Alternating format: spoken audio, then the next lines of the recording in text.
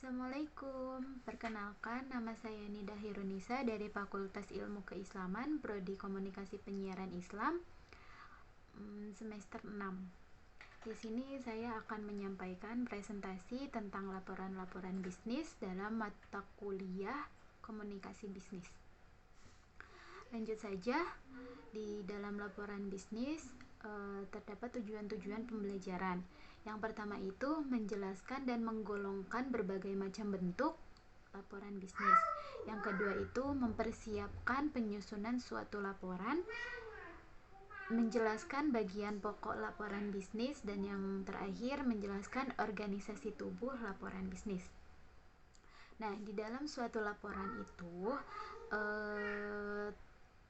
terdapat sifat-sifat yang netral, atau dalam pengertian laporan bisnisnya yaitu suatu laporan yang memiliki sifat netral, tidak memihak, memiliki tujuan yang jelas, rencana, penyajian fakta kepada seseorang atau lebih di dalam organisasi untuk mencapai tujuan bisnis tertentu. Nah, di dalam laporan bisnis tersebut itu terdapat beberapa bagan. Yang pertama itu pemegang saham, dewan komisaris, manajemen eksekutif, fungsi operasional, dan staf. Nah, dari dalam fungsi operasional staf itu laporan-laporan dari produksi, keuangan, distribusi, personality itu lapornya ke manajemen eksekutif. Setelah dari manajemen eksekutif, laporannya itu ke dewan komisaris. Terus dari dewan komisaris tersebut laporan lagi ke pemegang saham, atau kalau di dalam perusahaan itu pemilik perusahaannya. Kegunaan laporan bisnis itu untuk memonitor dan mengendalikan operasional perusahaan, terus membantu implementasi kebijakan dan prosedur yang ditetapkan perusahaan. Nah, kan biasanya dalam perusahaan itu kita harus tahu manajemen mana yang harus kita perbaiki, manajemen produksinya yang atau manajemen produksi atau keuangannya, distribusinya, kita perlu mengimplementasikan kebijakan agar semuanya itu tersusun rapi. Terus memenuhi persyaratan hukum dan peraturan yang berlaku bagi perusahaan. Nah, di dalam perusahaan tersebut biasanya ada peraturan-peraturan tertentu yang harus dilakukan oleh karyawan-karyawannya. Mendokumentasikan prestasi kerja untuk kepentingan internal dan eksternal. Nah, di sini tuh biasanya untuk dokumentasi ke berbagai perusahaan. Misalkan kita mau mencoba untuk meminta bantuan ke saham-saham yang lainnya, kita perlu adanya dokumentasi agar mereka percaya bahwa adanya bisnis tersebut gitu. Terus untuk menganalisis informasi dan memberikan bimbingan bagi pengambilan masalah tertentu. Nah, itu agar pemilik saham tertentu itu tahu bahwa di dalam perusahaan tersebut itu memiliki masalah-masalah tertentu. Jadi harus ada laporan-laporan yang mereka juga harus tahu bahwa di dalamnya itu meski diperbaiki atau tahu dalam permasalahannya tertentu gitu, agar terciptanya perusahaan yang baik. Yang terakhir itu untuk memperoleh sumber pendanaan atau pembukaan bisnis baru. Nah, biasanya kan perlu laporan-laporan kalau bahwa perusahaan itu dapat dipercaya untuk membuka perusahaan-perusahaan baru yang lainnya. Terus ada golongan-golongan laporan bisnis.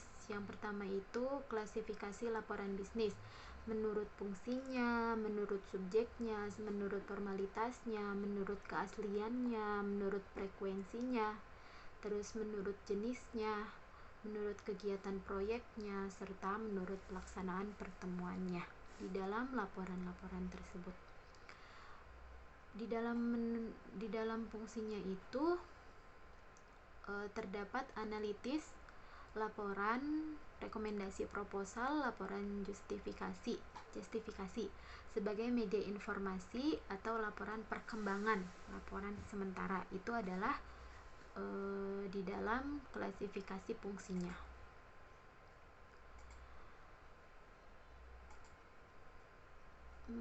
Menurut subjeknya itu dibedakan dari departemen atau dari laporan yang diperoleh, seperti laporan akuntansi, laporan penjualan, laporan pengumpulan kredit, laporan pengumpulan pembelanjaan, laporan asuransi, produksi, dan personalitas yang lainnya.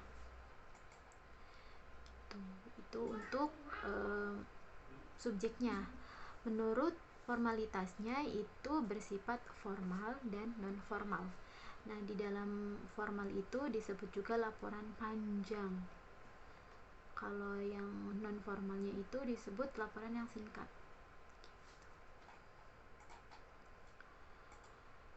Menurut keasliannya, laporan dapat dibedakan menjadi 3. Yang pertama itu otoritas, sukarela, serta swasta. Ada lagi yang terakhir itu publik. Jadi ada 4 yang dapat dibedakan. Yang pertama itu laporan otoritas, yaitu suatu laporan yang dibuat atas dasar permintaan atau kuasa dari orang lain atau komite. Kalau laporan sukarela itu adalah suatu laporan yang dibuat atas inisiatif Anda sendiri. Jadi sesuai dengan apa yang ada di dalam pikiran merekanya di dalam suatu organisasi tersebutnya gitu. Terus laporan swasta, yaitu suatu laporan yang dibuat oleh perusahaan-perusahaan swasta. Dan yang terakhir itu laporan publik, yaitu suatu laporan yang dibuat oleh lembaga-lembaga pemerintahan, biasanya dipublikkan. Menurut frekuensinya secara berkala. Kalau frekuensi itu secara berkala, seperti periodic report, harian, mingguan, bulanan, semesteran, terus tahunan. Terus ada secara khususnya, yaitu dengan report atau unik khusus. Jadi khusus reportnya, laporannya itu khusus. Kalau yang berkala kan berarti ada per fase-fasenya. Menurut jenis atau penampilan, yaitu memorandum, laporan surat, laporan dalam cetakan, serta laporan formal. Menurut kegiatan proyek itu laporan pendahuluan, perkembangan, dan laporan akhir. Itu di dalam kegiatan proyek. Menurut pelaksanaan pertemuan, ditulis sebelum pertemuan berlangsung. Yang pertama itu agenda, resolusi, notulen, dan laporan pertemuan. Nah, kalau untuk agenda itu sebelum pertemuan berlangsung, itu biasanya diagendakan terlebih dahulu. Terus di resolusi, laporan singkat hasil dalam pertemuan tersebut. Terus notulen itu laporan resmi hasil pertemuan yang mencakup semua hal yang tadi kita bahas dalam pertemuan. Terus dan yang terakhir itu laporan pertemuan, yaitu laporan yang cukup luas atau menyeluruh dalam laporan pertemuan dalam pertemuan yang diagendakan itu.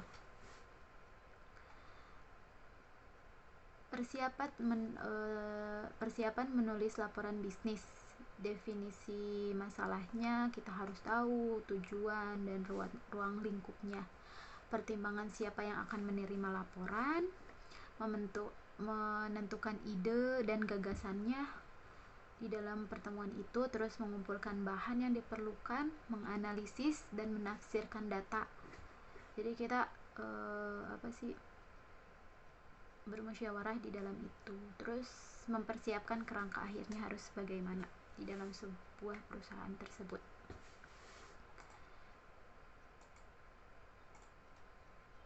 Terus bagian pokok laporan, yaitu pendahuluan terdiri dari pemberi kuasa, rencana presentasi, masalah, maksud penulisan laporan bisnis, ruang lingkup, metode pengumpulan,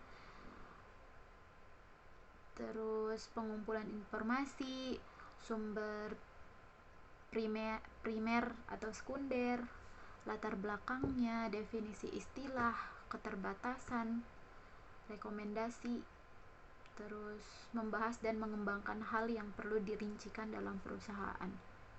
Terus dan yang terakhir penutup, berfungsi merangkum, memberi kesimpulan, rekomendasi atau rencana tindakan yang nanti akan kita lakukan ke depannya.